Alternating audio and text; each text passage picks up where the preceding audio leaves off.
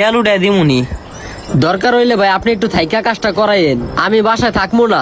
আর এমন ভাবে দেওয়ালটা উঠাইবেন যেন এই পারের থেকে ওই পারের একটা মাছও না দেখা যায়।